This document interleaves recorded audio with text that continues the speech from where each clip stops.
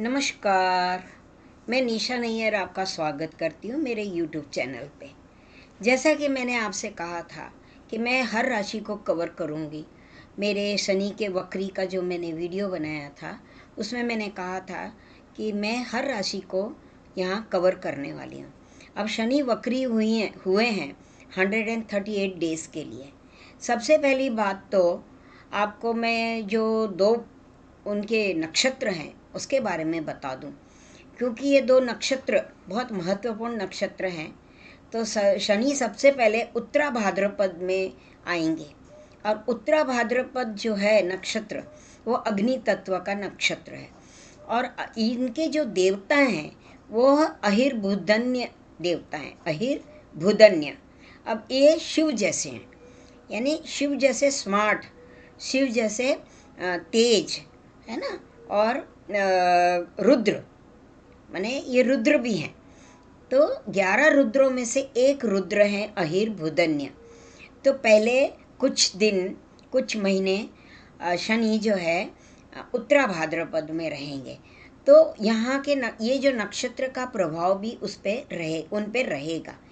तो ये जो रुद्र हैं, क्योंकि इन अग्नि तत्व है और इनके देवता रुद्र हैं, तो ये थोड़ा कठिन, यानी कि थोड़ा थोड़ा एग्रेशन रहेगा इनमें। तो आप ऐसे भी देखो, मौसम जो है अभी जो मौसम चल रहा है वो गर्मी बहुत पड़ रही है हर जगह, है ना। उसके बाद जब पूर्वा भाद्रपद में आएंगे तो वो जल तत्व की राशि है। तो आपने अभी देखा होगा कि बहुत जगह जल के हादसे हो रहे हैं, यानी कि बाढ़ आना, भूस्खलन होना वगैरह, खूब तेज बारिश होना, पानी भर जाना, तो ये सब होगा। काफ़ी बारिश हो रही है हर जगह पे, पूरे विश्व की बात हो रही है ये, ऐसा नहीं कि सिर्फ एक ही जगह पे, पूरे विश्व में इस तरह का माहौल बना हुआ है। और वैसे भी मंगल का साल है, 2025 जो है मंगल का साल है। और अभी ये जो मंगल और केतु साथ में चल रहे हैं, तो वो मंगल की दृष्टि शनि पे पड़ रही है। ये भी एक बहुत महत्वपूर्ण है कि शनि के ऊपर मंगल की दृष्टि तो शनि मंगल का योग बन जाता है दृष्टि से। तो ये ना डिजास्टर और डिस्ट्रक्शंस, क्योंकि शिव इनके ये है देवता हैं, तो शिव डिस्ट्रक्शन का भी कारक है। मैंने शिव जो है ना तांडव जब करते हैं तो वो डिस्ट्रक्शन भी करते हैं, कहने का मतलब रुद्र हैं ये।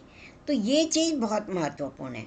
अब जैसे मैंने आपसे वादा किया था कि मैं आपको हर राशि पे ये बनाऊंगी, वीडियो बनाऊंगी, तो आज मैं 4 राशियों को कवर कर रही हूँ। अच्छा, इससे पहले मैं आपसे ये कहना चाहती हूँ कि आपको अगर मेरे कंटेंट अच्छे लगते हैं तो मेरे चैनल को आप सब्सक्राइब करिए, लाइक करिए, शेयर करिए और कमेंट करिए। जो भी आपके मन में विचार आते हैं, कोई सवाल होते हैं, आपके कोई क्वेश्चंस होते हैं, या आप एग्री हो रहे हैं, नहीं एग्री हो रहे हैं इस बात से, आप एग्री हैं कि नहीं है, आप क्या सोच रहे हैं जो मैं वीडियो बना रही हूँ इसमें आपको सच्चाई कितनी लग रही है, तो वो आप कमेंट कर सकते हैं, कमेंट में बता सकते हैं। तो हम सबसे पहले मेष राशि ले लेते हैं। देखिए, ये जनरल प्रेडिक्शन है, राशि के ऊपर प्रेडिक्शन है, तो ऐसा ज़रूरी नहीं है कि सबके ऊपर वो लागू होगा, क्योंकि ये जनरल प्रेडिक्शन है। तो मेष राशि की बात करते हैं। अब राशि क्या होता है कि चंद्रमा बहुत जल्दी मूवमेंट करता है ना। चंद्रमा एक महीने में तो सारी राशियों बदल देता है, 12 राशियों में चला जाता है, मैंने घूम के वापस आ जाता है। तो वो बहुत जल्दी फास्ट मूवमेंट करता है, तो उसका असर जो है 2 दिन 3 दिन दिखाई देता है। यानी मेष राशि में वो 3 बार आएगा इस दौरान महीने में 3 बार। अरे ये 138 डेज में 3 बार आएगा, तो 3 बार आपको ये अनुभव होगा। तो मेष राशि को तो वैसे भी 7.5 चल रही है, 7.5 का पहला फेज, फर्स्ट फेज मेष राशि में चल रहा है। अब मेष राशि आपकी अगर है तो आपका शनि कहाँ बैठा है वो भी एक देखने वाली बात है। और शनि पे मंगल की दृष्टि पड़ रही है, 8वीं दृष्टि मंगल की पड़ रही है, तो वो भी एक बहुत महत्वपूर्ण घटना है, क्योंकि मंगल अभी केतु के साथ चल रहे हैं, तो ये भी एक बहुत देखने वाली बात है। तो मेष राशि पे तो 7.5 चल रही है। अब मेष राशि पे 12वें घर में अभी मीन राशि में शनि बैठा हुआ है। अब शनि 12वें घर में, तो वहाँ शनि 12वां घर क्या होता है? दंड होता है ना। 12वां घर खर्चा होता है, व्यय होता है। 12वां घर है ना, कर्म का हिसाब किताब जो भी कुछ है वो 12वां घर कानून होता है ना, जेल होती है। तो ये सारी चीज़ें 12वें घर से देखी जाती है। तो अब आपके कर्म क्या हैं, कैसे हैं, आपने क्या पिछले जन्म में आपने क्या कर्म किया है, वो भी उसके अनुसार। ये तो 30 साल के बाद आया है, तो लास्ट 30 साल में आपने क्या कर्म किए हैं वो आपको देखने हैं, उसी का हिसाब किताब। क्योंकि काल है, शनि काल है, शनि दंड देता है, दंड का कारक है, सजा का कारक है। तो शनि के जो एट्रीब्यूट हैं, शनि के जो प्रभाव जो है वो यहाँ से देखा जाएगा। तो 12वें घर में शनि बैठा हुआ है मीन राशि, और वहाँ से वो वक्री हुआ है, तो बहुत ज़्यादा नज़दीक आ गया है पृथ्वी के नियर। इसलिए तो वक्री होता है कि पृथ्वी के पास जब आ जाता है शनि तब वक्री होता है, और चेष्टा बल उसको मिल जाता है, ज़्यादा बलवान हो जाता है। तो अब ये ज़्यादा बलवान तरीके से जो भी कार्य करेगा वो बहुत ज़्यादा, इसकी असर बहुत ज़्यादा पड़ेगी। अब यहाँ क्या, ऊपर से इनके देवता रुद्र हैं, शिव हैं इनके देवता। अहिर्भुदन्य जो उत्तरा भाद्रपद नक्षत्र में शनि आया हुआ है, वो उनके देवता रुद्र हैं।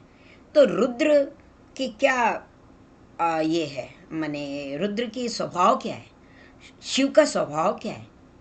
नाश करना। शिव का स्वभाव तांडव करना, डिस्ट्रक्शन करना, माने सब कुछ खत्म कर देना, क्योंकि शिव भी तो काल है। तो ये देखा जाएगा। तो अब आपका शनि कहाँ बैठा हुआ है, कौन सी राशि में है, कौन से स्थान में बैठा हुआ है, उस हिसाब से आपको इसका प्रभाव देखा जाएगा। अब इसके लिए तो आपको कंसल्टेशन लेना पड़ेगा ज्योतिष का, क्योंकि सिर्फ इतना ही बोलने से सारा कुछ नहीं आ जाता है। गुरु को देखना पड़ता है, सब ग्रहों की दृष्टि देखनी पड़ती है, 9 मास देखना पड़ता है, तो उसके बाद ही कोई भी प्रेडिक्शन किया जाता है। तो अगर प्रेडिक्शन के लिए तो आपको कांटेक्ट करना पड़ेगा मेरा। तो मैंने अभी सिर्फ मेष राशि को कवर किया है। तो मेष राशि में अभी 7.5 चल रही है। अब मान लो आपकी शुरुआत, यानी कि आप अभी अभी आपका जन्म ही 7.5 में हुआ है मान लो, तो शुरू के 7.5 साल आपके जन्म के बाद के वो कठिन रहेंगे, कष्ट पड़ेगा, है ना, आपको कष्ट झेलना पड़ेगा। मान लो शुरू के आपका सेकंड माने उम्र आपकी 30 के करीब है, क्योंकि 30 साल के बाद शनि अपनी राशि मेन राशि माने मेष राशि में घूम के वापस 30 साल के बाद आता है। तो मान लो 30 इयर्स में अगर आप हैं, तो अभी आपकी 7.5 30 साल में 7.5 चल रही है, तो ये आपका जवानी का समय है। अब ये 7.5 साल जो है वो आपके कठिन होंगे, है ना। आपको 1000 टाइम ज़्यादा काम करना पड़ेगा, मेहनत बहुत करनी पड़ेगी, क्योंकि ये स्लो प्लैनेट है। धीरे धीरे ही आपको इसका जो है प्रभाव, धीरे धीरे ही आपको इसकी ये देता है फल, जो बोलते हैं ना। ऐसा नहीं कि चुटकी में कोई काम होता नहीं है यहाँ पे। शनि बहुत धीरे धीरे धीरे, और शनि रगड़ता है आपको, आपकी परीक्षा लेता है, आपको मेहनत करवाता है, आपको मेहनत का ही पैसा मिलता है। जितनी आप मेहनत करोगे, और 10 गुना 1000 गुना ज़्यादा मेहनत करनी पड़ती है अगर आपका शनि खराब है तो। अगर आपका शनि का प्लेसमेंट खराब है तो ये सारी चीज़ें भी देखनी होती।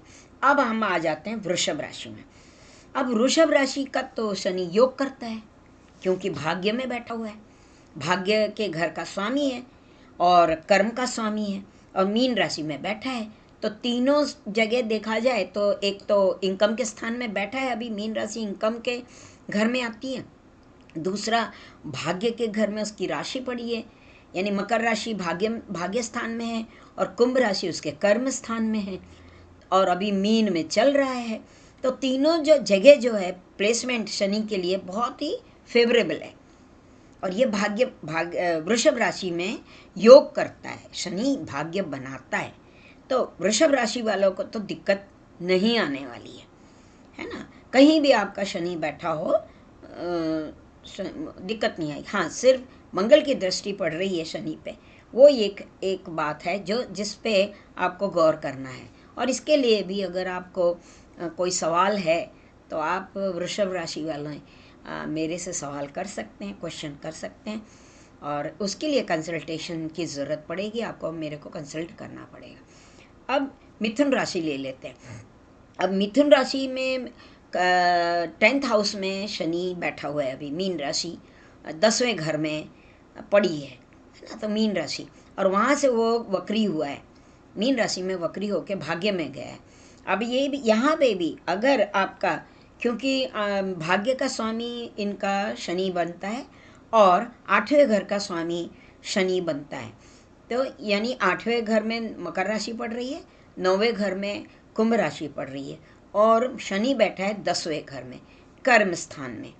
तो यहाँ कर्म स्थान में जल तत्व की राशि में, गुरु की राशि में थोड़ा कंफर्टेबल हो जाता है शनि यहाँ पे, थोड़ा क्योंकि गुरु का प्रभाव भी होता है, गुरु की राशि है इसलिए। तो यहाँ पे शनि मिथुन राशि वालों को इतनी कष्ट का सामना करना नहीं पड़ेगा। तो मिथुन राशि वालों के लिए तो ये समय अच्छा है, क्योंकि भाग्य में वो वक्री होके जा रहा है, तो भाग्य बनाएगा आपका, और आपके आपके फोर फादर्स जो हैं उनके पितरों के जो आपको आशीर्वाद मिलेगा, आपके फादर का आपको साथ मिलेगा, आपके फादर से आपकी अच्छी मने फादर के तरफ से कुछ ना कुछ प्राप्ति होगी आपको, ससुराल से कुछ प्राप्ति हो सकती है। तो ये मिथुन राशि वाले की बात मैं कर रही हूँ। अब कर्क राशि ले लेते हैं। अब कर्क राशि में क्या है कि शनि जो है भाग्य में बैठा हुआ है, मीन राशि भाग्य में पड़ रही है, शनि भाग्य स्थान में बैठा हुआ है, और 10वां स्थान 7th हाउस वहाँ पे मकर राशि पड़ रही है, और 8th हाउस में कुंभ राशि पड़ रही है। तो ये 7th हाउस भी शनि का उच्च का घर है, तुला 7वां घर है, काल पुरुष का 7वां घर है, तो वहाँ शनि उच्च का हो जाता है, और यहाँ पे स्वगृही बना हुआ है शनि। तो मकर राशि में 7वें घर में शनि स्वगृही बना हुआ है, और यहाँ मीन राशि में भाग्य के स्थान में मीन राशि में शनि वक्री हुआ है। तो यहाँ और कुछ नहीं करना है कर्क राशि वालों को, खाली शनि का जो वक्री होना है, तो वहाँ आपको खाली अपने कर्मों को, जैसे व्यापार स्थान में, बिजनेस के स्थान में, रोजी रोटी के स्थान में शनि की राशि पड़ी है, डेली इनकम में आपकी शनि की राशि पड़ी हुई है, तो वहाँ आप देखिए कि आपने अपने जैसे कि व्यापार प्रोफेशन पार्टनर के साथ, या किसी भी पार्टनर माने आपने किसी के साथ पार्टनरशिप की है, या किसी के साथ मिल के आप काम कर रहे हैं, जॉइंटली काम कर रहे हैं, तो वहाँ जॉइंटली काम करने में वहाँ आपसे क्या गलतियाँ हुई हैं। मान लो किसी को आपने अपने बिजनेस में इन्वॉल्व किया है, तो वहाँ आपसे क्या गलतियाँ हुई हैं, तो वो गलती सुधारने का ये समय है। जैसे मान लो कि कोई किसी ने पिछले 2.5 सालों में किसी के साथ मिलकर कि भाई आप और हम दोनों, आप हमारे बिजनेस में हेल्प करिए, तो किसी ने सामने से बोला होगा, या आपने उनको अप्रोच किया होगा और आपने उनकी हेल्प मांगी होगी, तो आपको उनके द्वारा जो भी आपने ये किए थे, एग्रीमेंट किए थे, उस हिसाब से काम अगर नहीं हो रहा है, तो यहाँ आपको देखना है, आपकी गलतियाँ आपको पहचाननी है, समझनी है कि यहाँ मैंने क्या गलती करी, किसी को इन्वॉल्व करके मेरे बिजनेस में किसी को एंट्री दे के क्या मैंने गलती तो नहीं करी। तो यहाँ पे आप जो है इसको बदल सकते हैं। तो ये जैसे भी ऐसे भी रीसेट बटन शनि ने दिया है, क्योंकि शनि काल है, समय है, और जब वो वक्री होता है तो वापस जाता है उन घरों में, उन जगह पे जहाँ वो पहले होके आया है, जहाँ वो पहले था, और वहाँ वहाँ उसने जब शनि मकर में था, कुंभ में था, तब आपने क्या किया, क्योंकि कर्क राशि की अब भी अभी ढैया खत्म हुई है, 2.5 साल की पनौती कर्क राशि वालों की अभी अभी खत्म हुई है। तो इन 2.5 सालों में कर्क राशि वालों ने अपने व्यापार स्थान में या पार्टनर के साथ जो भी व्यापार किया है, जो भी बिजनेस किया है, वहाँ कहाँ क्या गलती हुई, किसी कॉरपोरेशन के साथ आपने कोई डील की हो, किसी कम्युनिटी के साथ मिल के आप काम कर रहे हो, तो वहाँ क्या गलतियाँ हुई हैं, तो ये सब चीज़ें आपको देखनी है और यहाँ पे चेंजेस लाने हैं। तो ये कर्क राशि की बात हो गई। तो आज मैं 4 राशियों को कवर करने वाली थी, मैंने चारों राशि कवर की है। इसके बाद की, क्योंकि वीडियो लंबा हो जाता है, तो इसके बाद की 4 राशियाँ नेक्स्ट वीडियो में मैं कवर करूँगी। धन्यवाद। राम राम जी। अगर आपको मेरे कंटेंट अच्छे लगते हैं तो मेरी चैनल को आप सब्सक्राइब करिए, लाइक करिए और शेयर करिए। धन्यवाद।